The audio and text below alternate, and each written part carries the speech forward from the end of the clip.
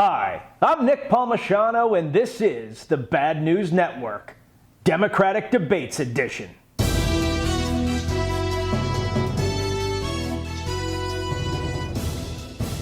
In tonight's news, we're going to focus on the Democratic debates and what we think it means for the future of this election.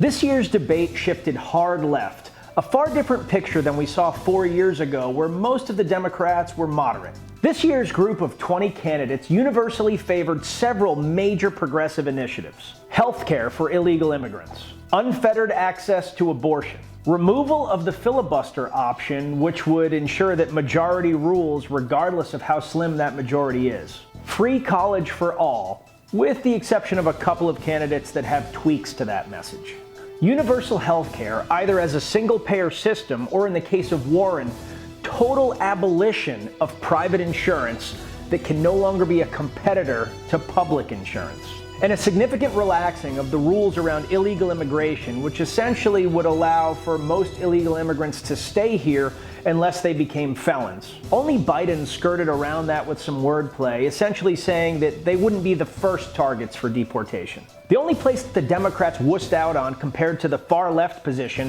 was on guns. Only Eric Swalwell and Cory Booker came out with aggressive policies. Swalwell wants to take guns from everybody, by force if necessary. Okay. Good luck with that one, buddy.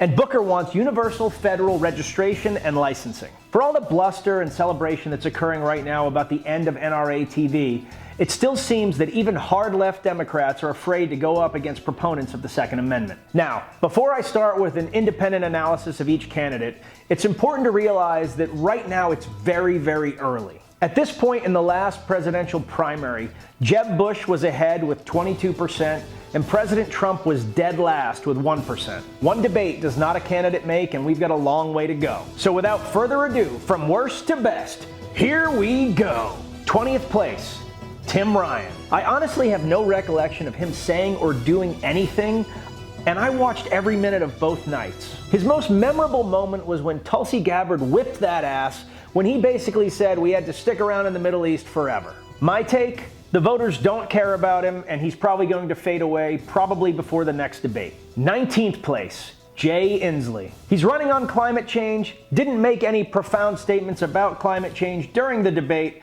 and then complained that only 6% of the questions were about climate change after the debate. He also said one of the accomplishments he was most proud of was his vision statement about clean energy. I immediately had corporate flashbacks about working with Bain or BCG or one of those consulting firms, got massive anxiety, and I think I threw up in my mouth a little bit. No one's excited about a vision statement.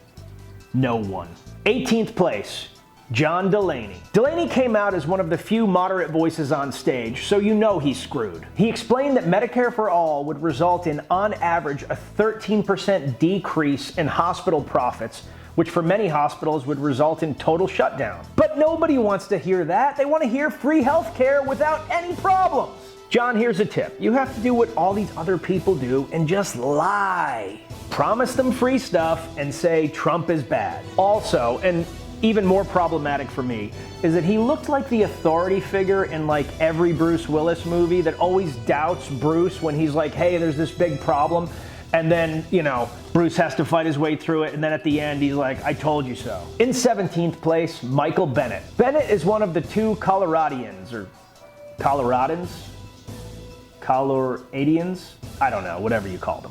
People from Colorado. He was fine, pretty smart, agreed with Bernie a lot, but kind of wanted to dial it back. Ain't nobody got time for that in the primary. He's gonna fade. In 16th place, John Hickenlooper. He's the other Coloradian or whatever. First problem, can you imagine that last name on a campaign button? Hickenlooper. I'm sorry, it's not happening.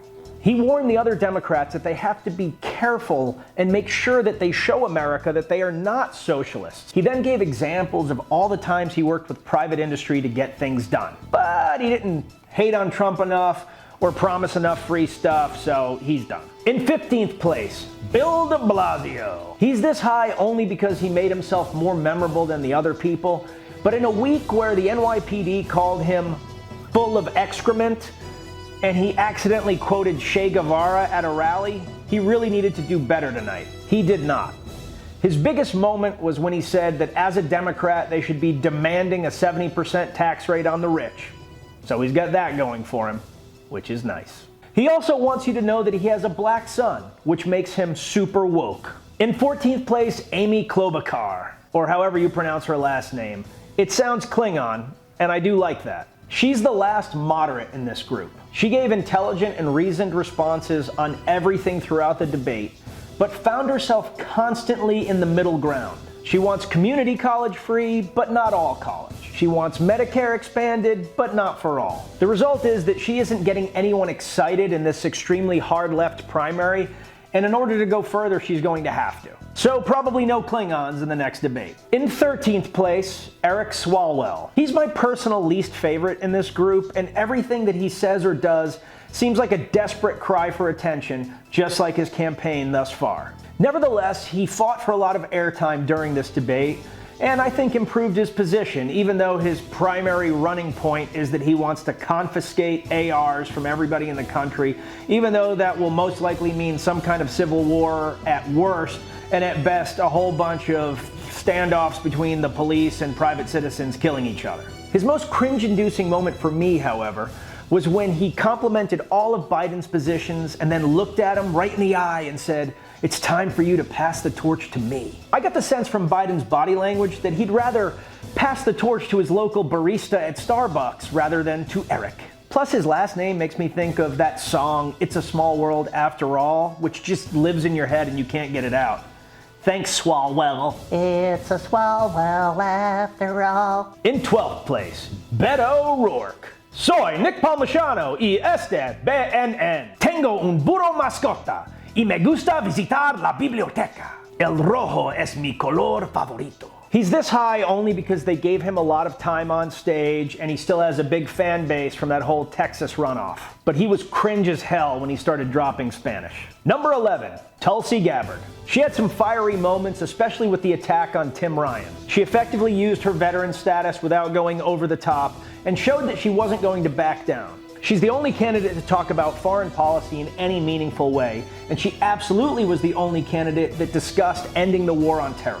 The fact that she served 2 tours overseas and she remains a major in the National Guard also highlights the fact that she's one of the few people to actually be on the receiving end of America's foreign policy. She seems to be rating well with conservatives, which absolutely will not help her in the primary, but could portend well if she actually made it to the general election. It's extremely unlikely that she's going to pass any of the top candidates, but if she continues to do well, she could put herself in a place to possibly be a VP candidate. But again, it's early, and if this kind of trend continues, she could actually get into the mix. 10th place, Andrew Yang. Yang got the least amount of speaking time with essentially 2 responses to questions, clocking in at about 3 minutes. He nailed his main talking point, which is a mandatory $1,000 a month to every adult over the age of 18, combined with a value-added tax that is 1/2 the rate that runs in Europe.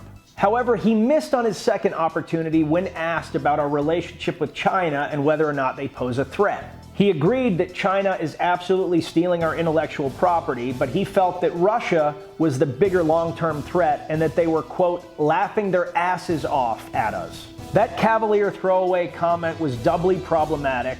First, in that it doesn't sound remotely presidential and sounds a lot more like a frat bro. And second, I'm now picturing an assless Vladimir Putin, and that's really disturbing on a lot of levels. Nevertheless, the clear attempts by the moderators to keep him silent actually has resulted in garnering him more attention post-debate.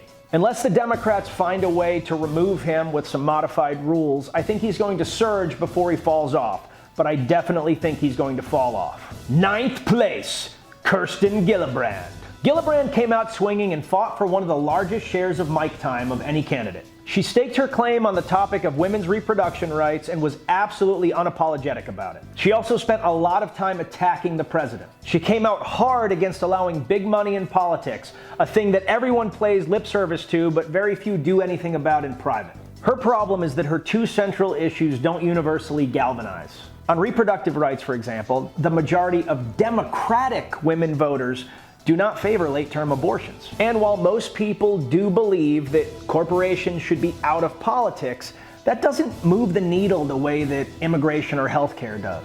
I see her sticking around for a while on toughness and fire, but I think she loses badly to Trump in the general election, and I think everybody knows it. Number 8, Marianne Williamson. Mother of God, she was awesome. She was like the love child of Sybil Trelawney in Harry Potter and Matthew McConaughey in the 80s. Yes, she's a witch, but if she was president, everything would be all right, all right, all right. Honestly, grab any of her crazier quotes, do it in a Matthew McConaughey voice, and you have hours and hours of entertainment. She said everything and nothing all at the same time. She has absolutely no chance of winning, but I hope she pulls high enough to ride this debate train all the way to the end, because I've got to see what happens next. Come to think of it, I think I'm going to donate to her campaign just so that happens. I'd pay serious money to see her versus Trump in a debate. Between the two of them, I don't think a single question would be answered, but we'd all be staring there transfixed, wondering how the hell we got to this point. And that's something that I would enjoy. Number 7, Bernie Sanders. Sanders was center stage and vocal, and while he was not outright assailed by the other candidates, they definitely chipped away at him. If you did a shot every time Bernie tried to give something away for free, you would be dead right now. He wants free college and free healthcare. And oh yeah, I forgot.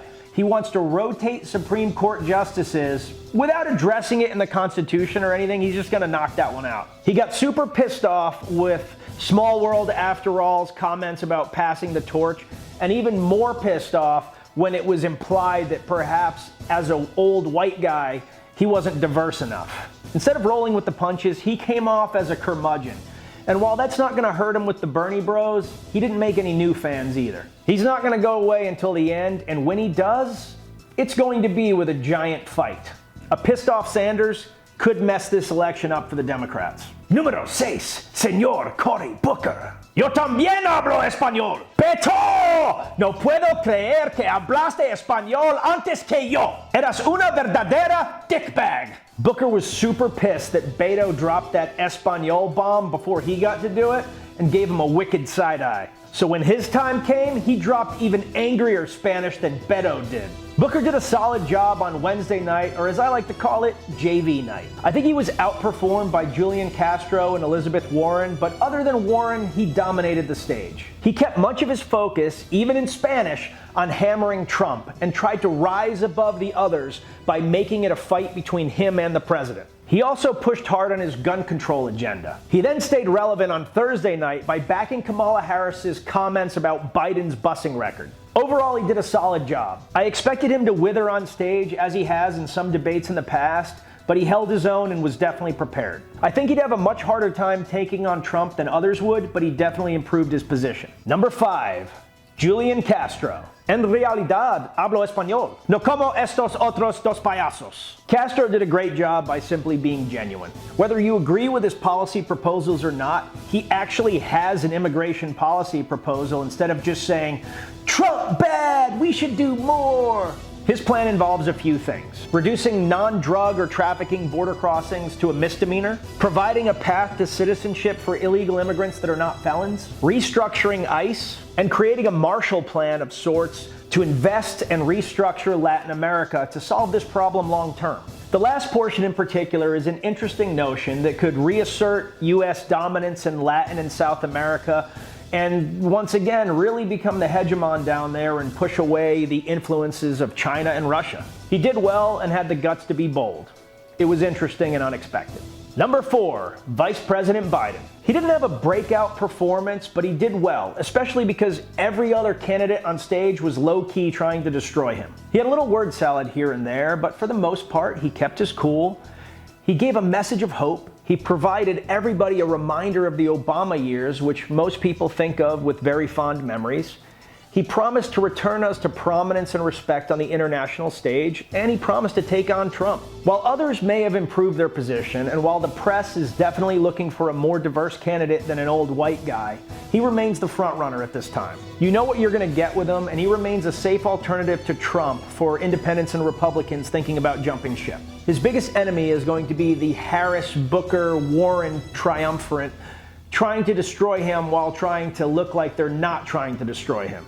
Number 3, Pete Buttigieg. I personally enjoyed Buttigieg. I thought he differentiated himself as the smartest person on stage by a wide margin. His responses were thoughtful, and it's clear that he's in this to try to solve problems. He also did a stellar job using religion, which is not typically a tool employed by Democrats, to claim the moral high ground at the border over Republicans. Where he's going to fall short with voters is the same thing that plagued Hillary Clinton and was called misogyny 4 years ago. He's not particularly likable. Personally, I appreciate his calm, balanced approach, but Democrats are fired up about President Trump, and they want somebody that's going to be just as passionate, just as angry as they are. They don't just want to win this election. They want someone to get Trump. They want somebody to show him and make him suffer. Pete's probably not that guy. He also gets a Democratic Party minus for being a white guy, but gets a Democratic Party plus for being gay. I think they cancel each other out, but I'm going to need a ruling. Which brings us to our top 2 candidates after the first debate. In second place, Elizabeth Warren. This is the best that I've seen her. She went after large corporations the entire time, keeping that theme throughout. She also recommended a Massachusetts-style approach to free education, where community and state schools are free, but other schools, you're on your own. And then finally, she set a battleground stage with her versus McConnell and Trump, making it very clear that they're the enemy. She and Buttigieg were by far the clearest on policy proposals, and I think she showed a little more of that bulldog spirit that the Democratic Party is probably looking for. If it's her versus Trump, the insults are going to fly like we've never seen them before. That being said, she is so far to the left that she's unlikely to swing independent or Republican votes, so the key to an Elizabeth Warren election is going to be voter turnout by Democrats. And finally, the BNN winner of this first Democratic presidential debate, Kamala Harris. I personally didn't enjoy her approach, especially with Vice President Biden, where she took a guy that has a virtually flawless civil rights record and all but called him a racist. But these are big boy, big girl rules, and in order to win this primary, she needs to take him out. She skillfully wedged the seeds of doubt about him and his racial record, and the media has taken the bait. Don't be surprised if people add to the creepy Joe shtick and also start calling him a racist. And we wonder why good people don't want to go into politics. Her preparation was also on point. Even though they make my eyes roll and want to vomit, her canned lines absolutely played. The food fight line absolutely played, and the media's covering it like she's Bill freaking Shakespeare. She had a big night, and I expect her to gain more before the next debate. She is dangerous, and the Democratic hopefuls should treat her that way. Flipping over to the other side, while President Trump was sitting down at a conference with Vladimir Putin, the press asked if he was going to tell Putin not to meddle in our elections. So what did Trump do? He turned to the right and said, "Hey, don't meddle in our elections." And then they both laughed. Then he told Putin that he was tired of the fake news and wanted to know if Putin had the same problems in Russia. Putin said he did. Trump then said they should probably do something about the fake news, so Putin killed a journalist for sport. I don't know if that's true, but it probably happened. And finally, in Florida man news, the man responsible for killing Pinky the flamingo at Busch Gardens was struck by a truck while crossing the road. 48-year-old Joseph Carreo became a widely hated man in Florida when he reached through the fence at Busch Gardens and violently threw Pinky the flamingo to the ground. Pinky suffered serious injuries and had to be put down, resulting in seething outrage from the flamingo-loving community. This week, Carreo was obliterated by a truck while trying to cross the road at his house in Orlando. The Flamingo Mafia denied involvement, offering thoughts and prayers to Carreo and his family. They also asked for the names and addresses of his family, to send flowers and condolences or whatever. And with that, I'm Nick Palmisano, and this is the Bad News Network. Our news is at least as bad as the news you're getting already, and I want to wish everybody a happy 4th of July weekend.